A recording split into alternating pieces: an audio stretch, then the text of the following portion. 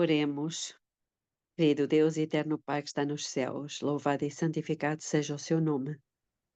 O Senhor é um Deus maravilhoso que cuida de nós, que dirige todas as coisas, que compreende a grande batalha que se está travando e, e que o Senhor coloca também muitos anjos ao redor do seu povo.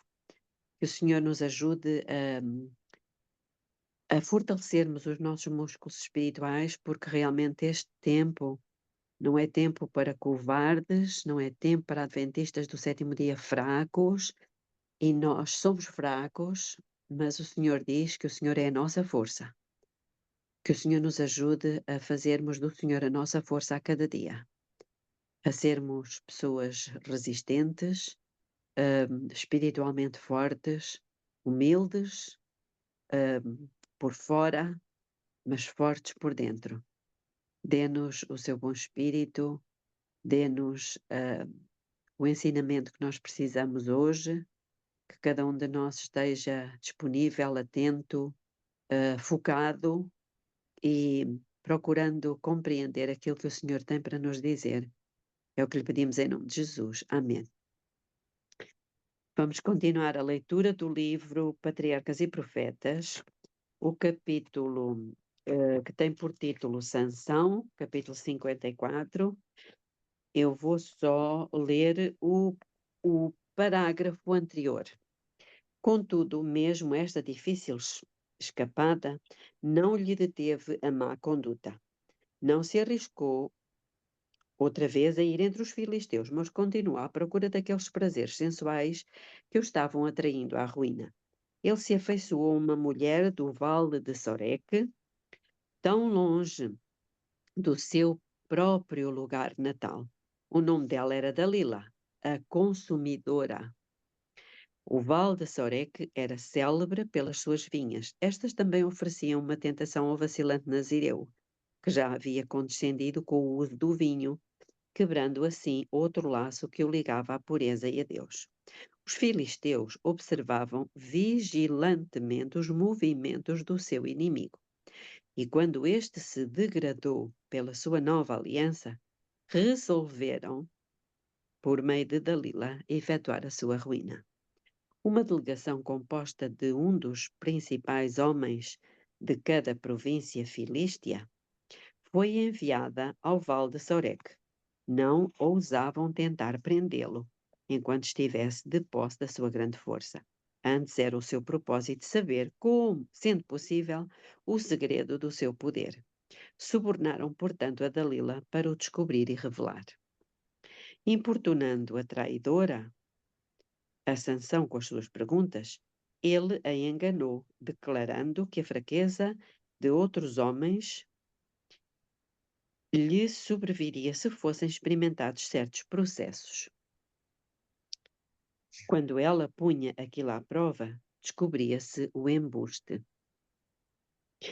Quando ela punha, então ela o acusou de falsidade, dizendo: Como dirás, tenho-te amor não estando comigo o teu coração. Já 3 vezes zombaste de mim, e ainda me não declaraste em que consiste a tua força. Três vezes Sansão teve a prova mais clara de que os filisteus se haviam coligado com aquela que o encantava a fim de o destruir. Mas quando fracassava o propósito dela, tratava o caso como simples gracejo e bania cegamente os seus receios. É impressionante como a pessoa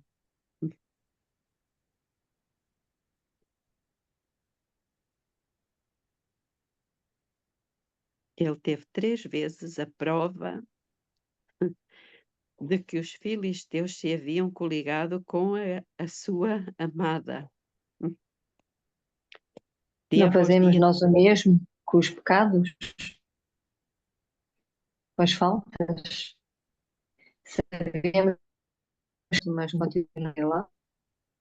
não, está a cortar muito, Vera, não dá para ouvir. Eu estou com a internet do telemóvel porque a minha internet não está bem. Consegue ouvir agora? Uhum. Sim, Estava a dizer que não fazemos nós o mesmo com os pecados, muitas vezes sabendo que já não é certo e fazemos a coisa como se fosse ligeiro, não fosse uma coisa grave. pois é isso mesmo. Dia após dia, Dalila insistia com ele até que a sua alma se angustiou até à morte. Contudo, um poder sutil o conservava ao lado dela. Um poder sutil o conservava ao lado dela. Vencido facilmente, isto aqui com o Sansão, nós vemos claramente como é que a pessoa não, a pessoa permite que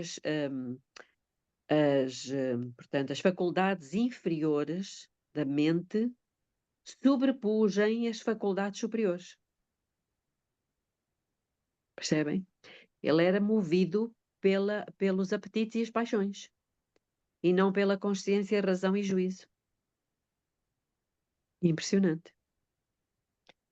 Vencido finalmente, Sansão deu a conhecer o segredo. Nunca subiu navalha à minha cabeça, porque sou nazireu de Deus desde o ventre da minha mãe. Se viesse a ser rapado, ir-se-ia de mim a minha força, e me enfraqueceria e seria como todos os demais homens. Despachou imediatamente um mensageiro aos chefes dentre os filisteus, insistindo que viessem a ela, sem demora. Enquanto dormia o guerreiro, cortaram-lhe as pesadas porções de cabelo. Então, conforme fizera 3 vezes antes, ela chamou: Os filisteus vêm sobre ti, Sansão. Despertando subitamente, pensou em exercer a sua força como antes e destruí-los. Mas os braços onipotentes recusaram-se a cumprir a sua ordem, e soube que o Senhor se tinha retirado dele. Depois de ter sido rapado, Dalila começou a molestá-lo e a causar-lhe dor, pondo assim à prova a sua força, pois os filisteus não ousavam aproximar-se dele antes que estivessem completamente convencidos de que o seu poder desaparecera. Então, o agarraram e, havendo-lhe arrancado os olhos, levaram-no a Gaza. Ali foi metido em ferros na prisão e obrigado a trabalhos pesados. Que mudança para aquele que fora juiz e campeão de Israel, agora fraco, cego, preso, rebaixado ao trabalho mais servil. Pouco a pouco, tinha violado as condições da sua vocação sagrada. Deus tinha tido muita paciência com ele, mas quando se entregara tanto ao poder do pecado que traiu o seu segredo, o Senhor se afastou dele. Não havia virtude alguma. Eu vou ler aqui um texto que se encontra em Juízes, para os irmãos perceberem aqui uma coisa. Aqui é o capítulo 16, versículo 20. Diz assim: E disse ela: Os filisteus vêm sobre ti, Sansão. Despertando ele do seu sono, disse: Sairei como das outras vezes e me livrarei. Pois ele não sabia que o Senhor se tinha retirado dele. Isto faz-me pensar muito, porque é assim que o pecador pensa, não é? Eu vou me safar desta, como já fiz das outras vezes. E não sabemos, aqui é que está a questão, e não sabemos quando o Senhor se retira de nós. Não há nenhum estrondo, não há alguma coisa visível, audível, que nos mostre que o Senhor se afastou de nós. É tudo igual. Então isto é um perigo muito grande quando o ser humano brinca com o pecado e pensa que ainda pode safar-se, como já tem safado tantas vezes, não é?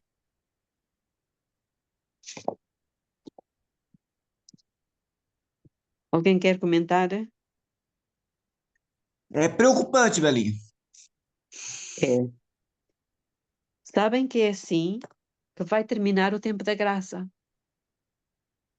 É exatamente assim. Sem ninguém dar conta. Lembram-se o que é que Jesus disse em Mateus? Vocês sabem. Querem ver o que é que ele diz? É a mesma coisa. É o mesmo quadro. Mateus, capítulo 24, diz Assim assim, como foi no dia de Noé. no versículo, no versículo 38, está a falar de Noé. Porquanto, assim como, portanto, Deus está a fazer um paralelo entre como foi e como será. Assim como nos dias anteriores ao dilúvio, comiam, bebiam, casavam e davam-se em casamento, até o dia em que Noé entrou na arca e não o perceberam. Aqui está. Não há nenhum estrondo, não há nenhum terremoto. E não o perceberam. Ou seja, aquele era um indicador de que alguma coisa estava para acontecer, de que o sol iria pôr-se pela última vez. Assim foi Sodoma e Gomorra.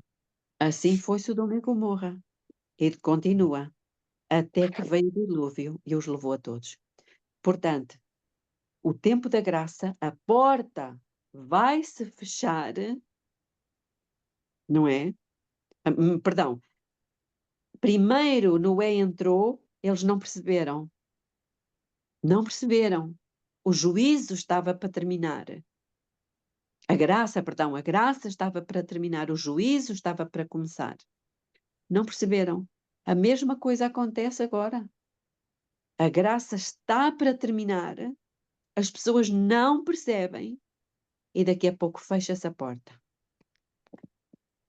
Que nada disto aconteça com cada um de nós individualmente.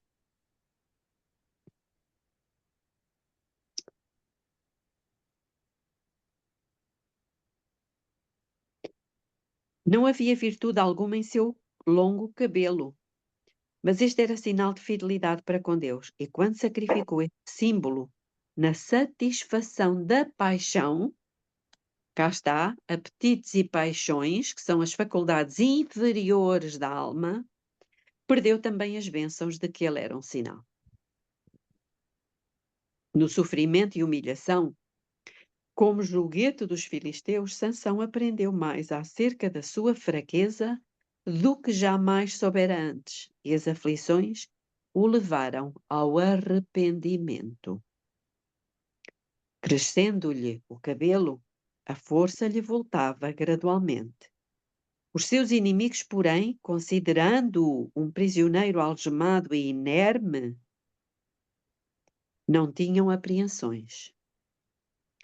Os filisteus atribuíram a vitória aos seus deuses e, exultantes, desafiaram ao Deus de Israel.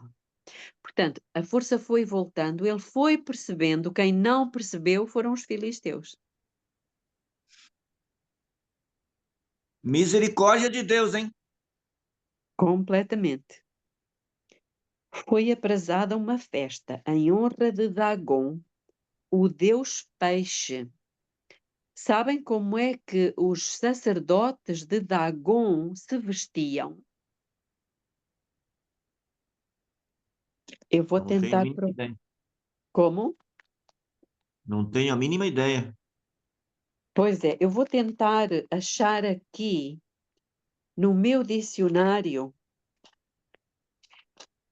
Por acaso, não sei se eu vou conseguir. Pois, parece-me que é aqui uma imagem muito interessante que os irmãos já iriam identificar.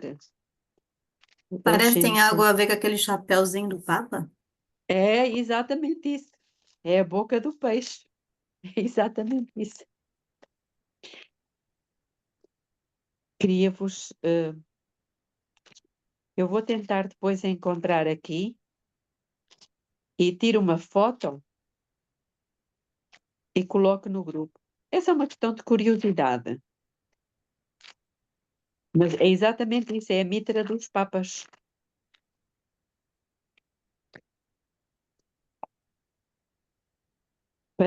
Parece um peixe com a boca aberta, voltada para cima.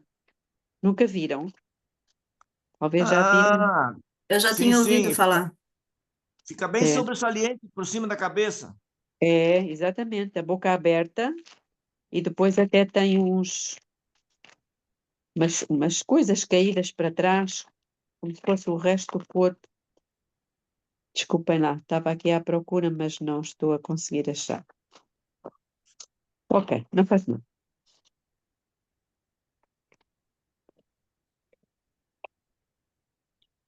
Ok, vamos então avançar. Das cidades e dos campos, por toda a planície dos filisteus, o povo e seus grandes se congregaram. Multidões de adoradores enchiam o vasto templo e as galerias próximas do teto. Tal era uma cena de festa e regozijo. Havia a pompa do serviço sacrificial, seguido de música e banquetes. Então, com o máximo troféu do poder de Dagon, foi trazido Sansão. Aclamações de triunfo saudaram o seu aparecimento. O povo e os príncipes zombaram do seu estado miserável e adoraram o Deus que subvertera o destruidor do seu país. Depois de algum tempo, Sansão, como se estivesse cansado, pediu permissão para recostar-se de encontro às duas colunas centrais, em que se apoiava o teto do templo. Proferiu então silenciosamente a oração: Senhor Jeová, peço-te que te lembres de mim e esforça-me agora só esta vez, ó Deus, para que de uma vez me vingue dos filisteus. Com estas palavras cingiu com os poderosos braços as colunas e clamando: morra eu com os filisteus, curvou-se e o teto caiu, destruindo em um só fragor toda aquela vasta multidão. E foram mais os mortos que matou na sua morte do que os que matara na sua vida. O ídolo e seus adoradores, sacerdotes e camponeses, guerreiros e nobres, foram juntamente sepultados sob as ruínas do templo de Dagon. E entre eles estava o corpo gigantesco daquele que Deus escolhera para ser o libertador do seu povo. Notícias da terrível destruição foram levadas à terra de Israel, e os parentes de Sansão desceram das suas colinas e, sem encontrarem oposição, recobraram o corpo do finado herói.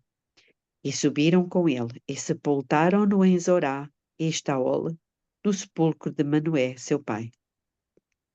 A promessa de Deus de que por meio de Sansão começaria a livrar a Israel da mão dos filisteus foi cumprida. Aliás, a palavra de Deus sempre se cumpre. Seja de uma forma, seja de outra, ela sempre se cumpre. É impressionante. Mas quão tenebroso e terrível é o relato daquela vida que poderia ter sido um louvor a Deus e uma glória para a nação. Se Sansão tivesse sido fiel à vocação divina, ter-se-ia cumprido o propósito de Deus em sua honra e exaltação. Mas ele rendeu-se à tentação e mostrou-se infiel à sua incumbência, e a sua missão cumpriu-se com a derrota, escravidão e morte. Fisicamente falando, Sansão foi o homem mais forte da terra, fisicamente falando, mas no domínio de si mesmo, na integridade e firmeza, foi um dos mais fracos. Muitos tomam erradamente as paixões fortes do caráter forte. Muitos tomam erradamente as paixões fortes como caráter forte. Exatamente. Mas a verdade é que aquele que é dominado por suas paixões é homem fraco. A verdadeira grandeza do homem é medida pela força dos sentimentos que ele domina e não pelos sentimentos que o dominam a ele. Tem um ditado que diz que não adianta conquistar uma cidade ou sei lá o que mais, e sem conquistar esse domínio próprio. É um provérbio. É, É uma frase a fixarmos. A verdadeira grandeza do homem é medida pela força dos sentimentos que ele domina e não pelos sentimentos que o dominam a ele. O cuidado providencial de Deus estivera com Sansão, a fim de que ele pudesse estar preparado para realizar a obra que fora chamado a fazer. Mesmo a princípio da vida, esteve cercado de condições favoráveis para a força física, vigor intelectual e pureza moral. Mas, sob a influência de companheiros ímpios, deixou aquele apego a Deus, que é a única salvaguarda do homem, e foi arrastado pela onda do mal. Aqueles que no caminho do dever são levados à prova, podem estar certos de que Deus os guardará. Mas se os homens voluntariamente se colocam sob o poder da tentação, cairão mais cedo ou mais tarde. E isto acontece muito, não é? Acontece muito.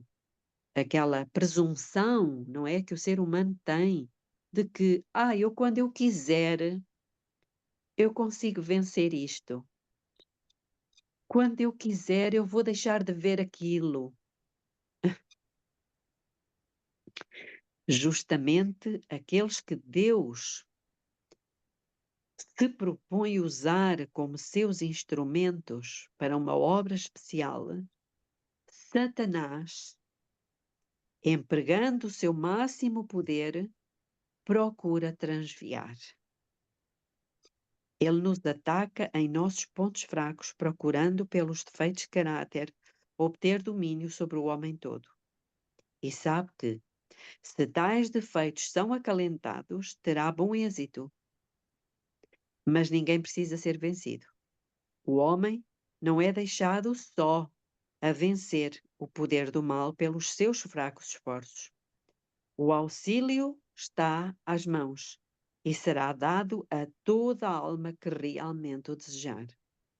Anjos de Deus, que sobem e descem pela escada que Jacó viu em visão, auxiliarão a toda a alma que o deseje a subir mesmo aos mais altos céus. Louvado seja Deus. A gente fica grato numa história assim, é, a oportunidade que Deus ainda colocou de ele se arrepender. Claro, É, na maior humilhação, né? Sim. Agora, e, assim, eu fico muito grata a Deus que ainda há tempo para algumas pessoas. Triste é que eu não se ainda a pessoa endurecer ainda, né? Porque Deus manda uma prova, só que aí a pessoa não se converte, Deus manda outra, e o problema é que vai endurecendo mais e mais, né? Mas eu vejo assim, quantas vezes já chorei, uma das histórias muito linda é quando vejo alguém ser que nem ele, né? Retornou a Deus, que nem essa também lembra outros, né? Outros, o triste é aqueles que não tiveram, mas dá uma tristeza na gente, que nem Absalão, né? Ele ficou cada vez mais rude, mais rude, mais rude, e acabou tendo um fim trágico, né? Uhum. É tão linda assim a conversão, a oportunidade que Deus ainda deu. E a gente vai ver Salomão, Sansão no céu. Exatamente. Aliás, ele está na lista dos heróis da fé. Já repararam? Em Belinha, me conta, Salomão, ele vai estar salvo? Não, Sansão. Sim, Sansão eu sei. Salomão Sim. Isso não também? sei. Isso não sei. Eu acho que sim, mas isto é apenas uma opinião. Pois aqui em Hebreus 11 fala dos heróis e diz: "E que mais direi? depois me faltará o tempo se eu contar de Gideão, de Baraque, de Sansão. Está aqui. Ok. Vamos continuar. E agora vamos ler 1 de Samuel 1 até ao 2:11. Não é isso? Não estou com o livro aqui, Belinha. É que eu estive a ver agora. Então vamos lá. 1 de Samuel, capítulo 1. Vamos entrar aqui agora numa outra fase, que é a fase dos reis. 1 de Samuel 1 até ao capítulo 2, versículo 11. Houve um homem de Ramataim Zofim, da região montanhosa de Efraim, cujo nome era Elcana, filho de Jeroão, filho de Eliú, filho de Tou, filho de Zuf, efraimita. Tinha ele 2 mulheres. Uma se chamava Ana e a outra Penina. Penina tinha filhos, porém Ana não os tinha. De ano em ano, este homem subia da sua cidade para adorar e sacrificar ao Senhor dos Exércitos em Siló. Assistiam ali os sacerdotes do Senhor, Ofni e Fineias, os 2 filhos de Eli. No dia em que Elcana sacrificava, costumava dar quinhões a Penina, sua mulher, e a todos os seus filhos e filhas. Porém, a Ana, embora a amasse, dava um só quinhão, porquanto o Senhor lhe havia cerrado a madre. Ora, a sua rival muito a provocava para irritá-la, porque o Senhor lhe havia cerrado a madre. E assim sucedia de ano em ano que, ao subirem à casa do Senhor, Penina provocava a Ana, pelo que esta chorava e não comia.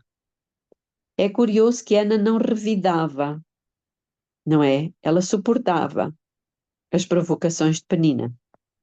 Então Elcana, seu marido, lhe perguntou: Ana, por que choras? E por que não comes? E por que está triste o teu coração? Não te sou eu melhor do que 10 filhos?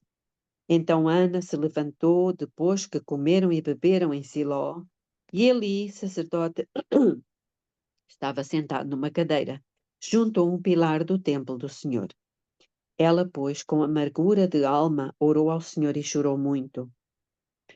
E fez um voto dizendo: Ó Senhor dos Exércitos, se deveras atentares para a aflição da tua serva, e de mim te lembrares, e da tua serva não te esqueceres, mas lhe deres um filho varão, ao Senhor o darei por todos os dias da sua vida, e pela sua cabeça não passará navalha.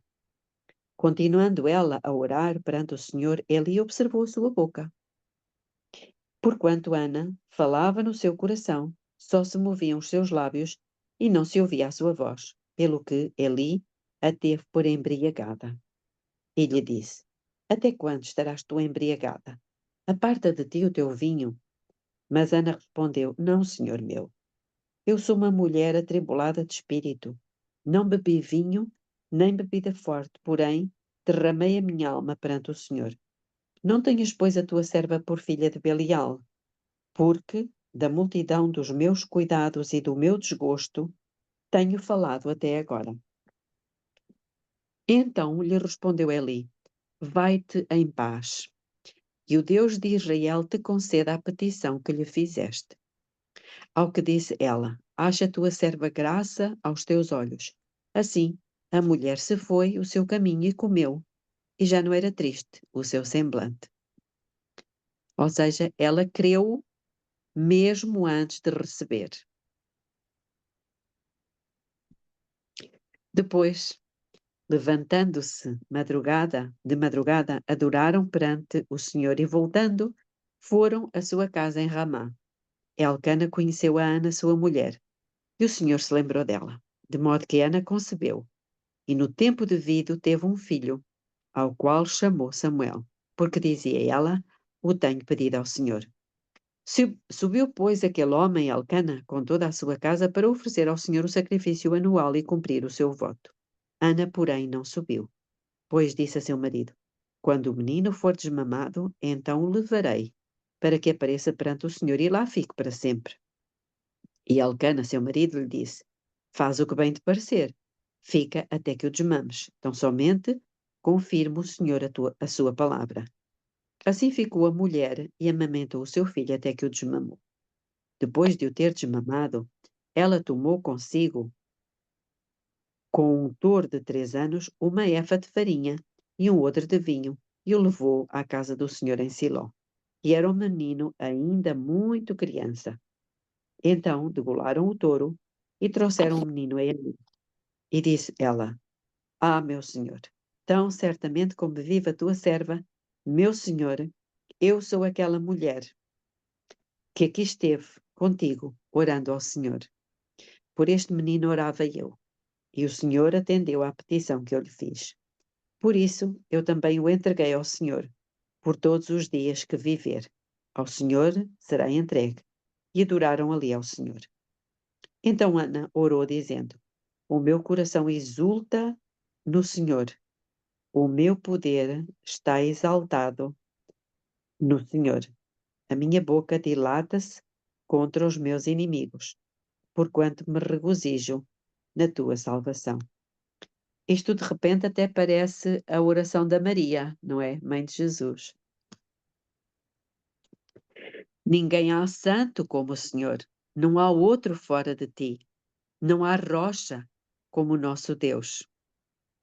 Não faleis mais palavras tão altivas, nem saia da vossa boca a arrogância, porque o Senhor é o Deus da sabedoria e por ele são pesadas as ações.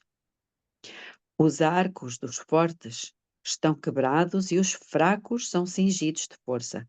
Os que eram fartos se alugam por pão e deixam de ter fome os que eram famintos. Até a estéril teve 7 filhos e a que tinha muitos filhos enfraquece. O Senhor é o que tira a vida e a dá, faz descer ao Seol e faz subir dali. O Senhor empobrece e enriquece, abate e também exalta. Levanta do pó o pobre, do monturo e leva o necessitado para os fazer sentar entre os príncipes, para os fazer herdar um trono de glória. Porque do Senhor são as colunas da terra, sobre elas pôs ele o mundo. Ele guardará os pés dos seus santos, porém os ímpios ficarão mudos nas trevas.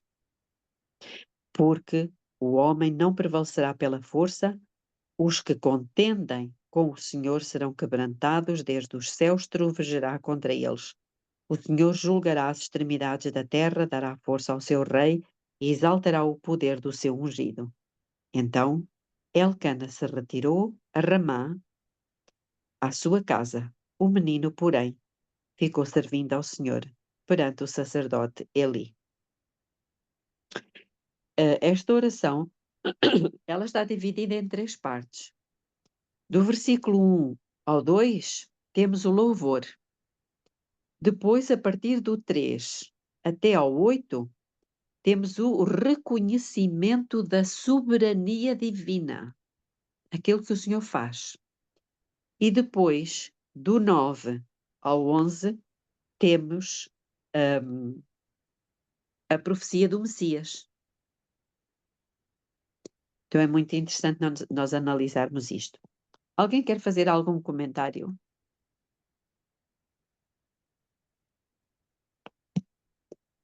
Não havendo comentários, vamos agora ler Patriarcas e Profetas, capítulo 55.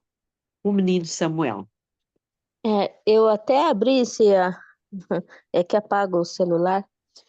Então, eu queria só dizer, ela quando estava orando amargamente, chorando, Elia a deu como embriagada. Você vê,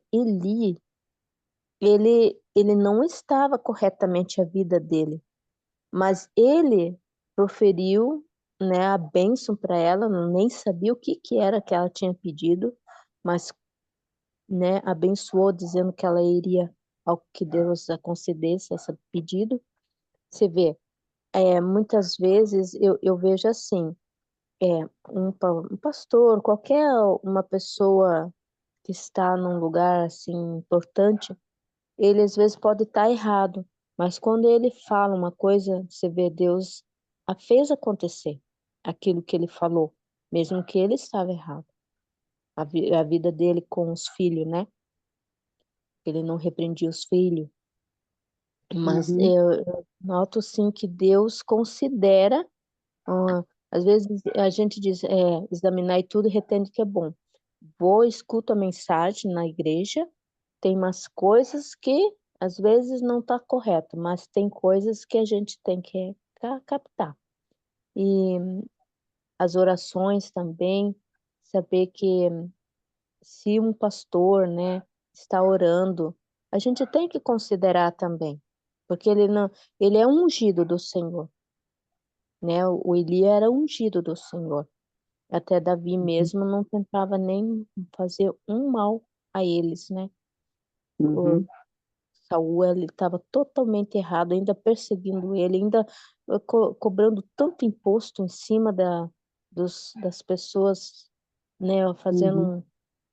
Então, só assim, é que Deus considerou, né? Mesmo que estava ele em erro, Deus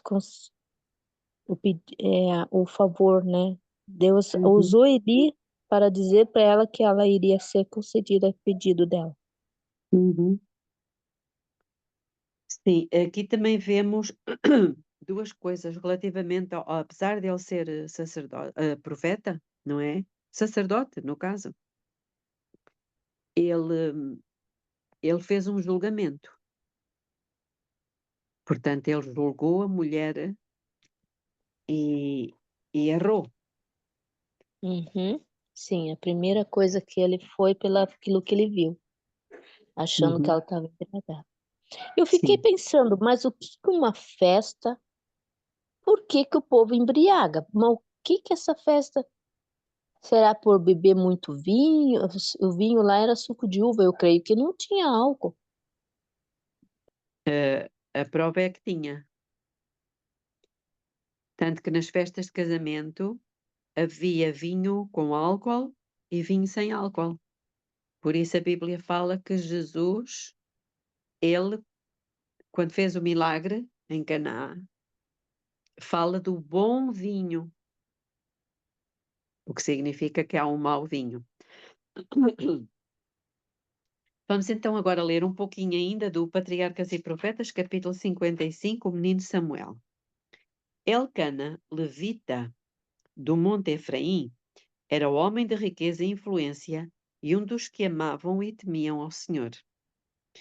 A sua esposa Ana era mulher de piedade fervorosa, meiga e humilde. Distinguia-se o seu caráter por um grande ardor e fé elevada. A bênção tão ansiosamente buscada por todo o hebreu era denegada a este bom casal. O seu lar não se alegrava com vozes infantis, e o desejo de perpetuar o seu nome levou o esposo, assim como já havia levado muitos outros, a contrair um segundo matrimónio. Mas este passo, motivado pela falta de fé em Deus, uau! Olhem aqui, este passo motivado pela falta de fé em Deus. Então, o que é que era a falta de fé em Deus aqui neste caso?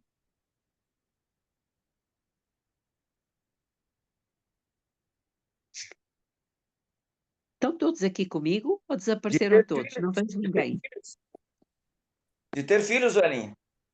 Eu estou. Exatamente, Estou aqui. exatamente, exatamente.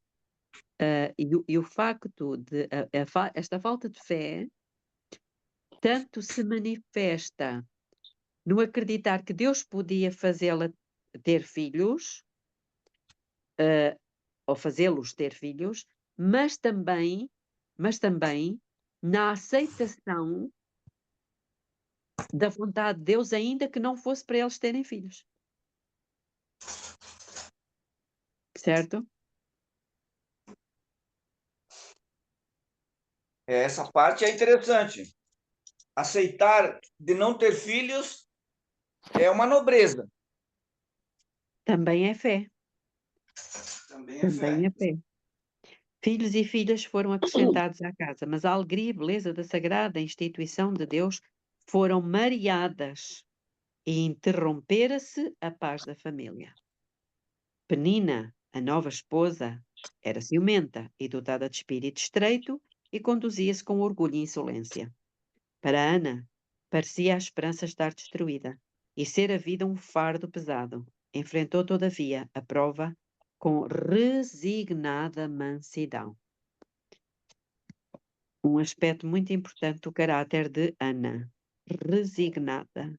Mansidão foi como ela enfrentou a prova. Elcana observava fielmente as ordenanças de Deus. O culto em Siló ainda era mantido, mas por causa de irregularidades no ministério, os serviços dele, Elcana, não eram exigidos no santuário, a que, sendo ele levita, deveria comparecer.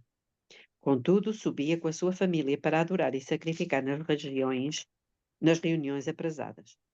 Mesmo entre as solenidades sagradas ligadas ao serviço de Deus, intrometia-se o mau espírito que lhe infelicitara o lar. Depois de apresentarem as ofertas em ações de graças, toda a família, segundo o costume estabelecido, unia-se em uma festa solene, mas prazenteira. Em tais ocasiões, Elcana dava à mãe dos seus filhos uma porção para ela e para cada um dos filhos e filhas, e em sinal de atenção para com Ana, dava-lhe porção dupla, significando que a sua afeição por ela era a mesma que se ela tivesse um filho. Então, a segunda esposa, ardendo em ciúmes, isto é horrível, reclamava a preferência como sendo ela altamente favorecida por Deus e escarnecia de Ana em sua condição de mulher destituída de filhos como prova do desagrado do Senhor. Isto se repetia de ano em ano até que Ana não mais o pôde suportar. Incapaz de ocultar a sua mágoa, chorou sem constrangimento e retirou-se da festa. Seu marido, de balde, a procurou consolar. Por que choras? E por que não comes? E por que está mal o teu coração? Disse ele. Não te sou eu melhor do que 10 filhos? 1 Samuel 1, 2, 1 a 11. Ana não proferiu censura alguma. Que lições! Belinha, foi diferente de Sara, né? Pois foi. O fardo que ela não podia repartir com amigo algum terrestre, lançou sobre Deus. Ansiosamente, rogou que lhe tirasse a ignomínia e lhe concedesse o precioso dom de um filho para o criar e educar para ele. E fez um voto solene de que, se o seu pedido fosse satisfeito, dedicaria o filho a Deus, mesmo desde o seu nascimento. Ana tinha-se aproximado da entrada do tabernáculo e, na angústia do seu espírito, orou e chorou abundantemente. Contudo,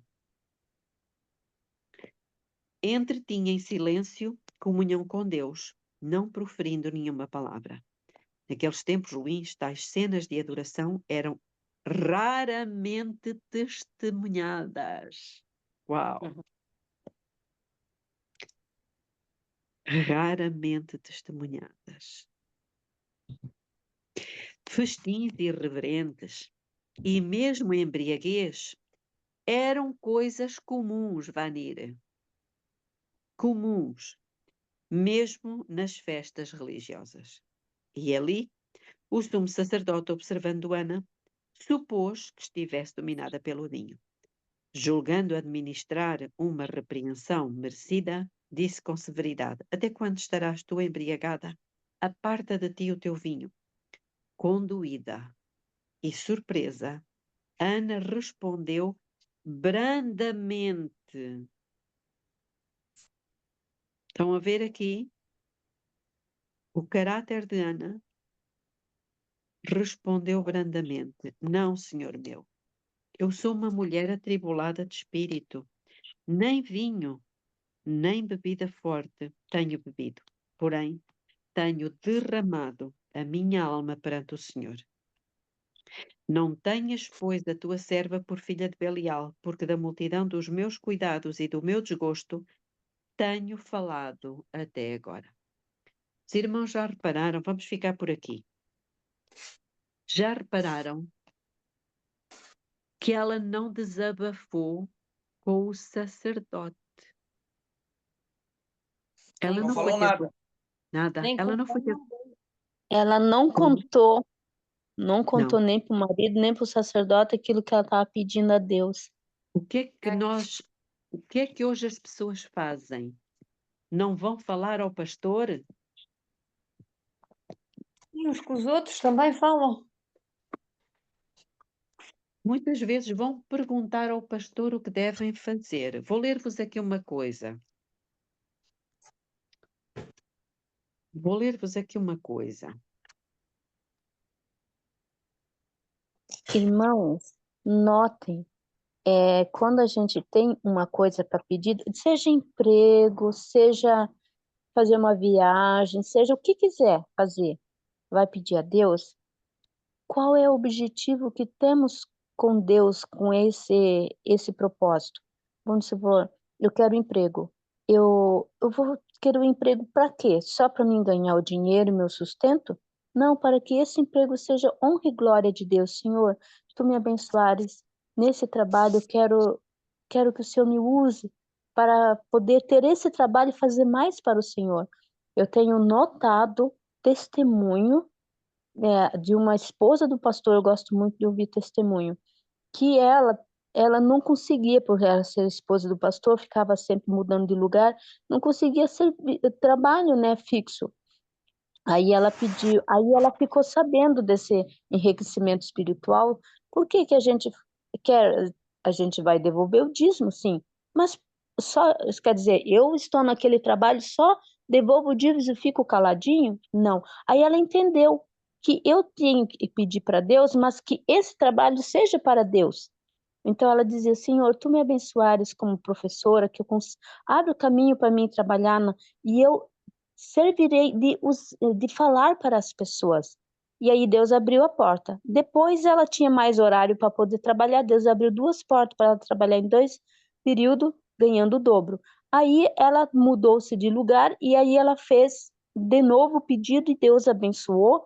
E ela pediu o terceiro trabalho. Ela trabalhou em 3, mas sempre com esse propósito. Então, isso eu fiquei admirada, porque assim como um irmão que estava plantando tomate e nunca dava. Aí a esposa falou: mas por que que você está plantando tomate? É, para nós vender. Eu disse: não, mas você tem que ter um propósito com Deus para esse tomate, você plantar e produzir. Aí ele falou: Senhor, se tu me abençoares que eu tenha esses tomates, eu então terei para vender e para dar, ajudar outras pessoas. E ele chegou a dar até por um inimigo que se tornou amigo. Então eu fico assim impressionada. Então tudo que nós formos pedir, nós temos que então ter Deus assim, eu quero fazer essa viagem, Senhor, que eu senta do lado de alguém que possa eu evangelizar. Eu fazia muito isso quando eu estava, a gente pegava carona, você acredita? Na comportagem, mas a gente estava em 2. Aí a gente pegava carona com o objetivo de doar o grande conflito para aquela carona. E a gente pregava o evangelho no momento. E eu sempre tinha isso nas caronas. Muito bom. Antes de eu vos ler aqui só uma coisinha, eu vou fazer a oração, vamos fechar e vamos deixar de gravar, está bem? Oremos. Querido Deus, eterno Pai que está nos céus, muito obrigada, Senhor, por tantas lições.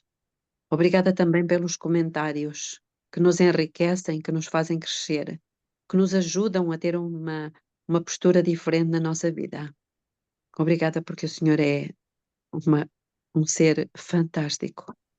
Fantástico mesmo. Muito obrigada pelo amor que o Senhor nos tem. Louvado seja o seu nome. Em nome de Jesus. Amém. Amém. Amém.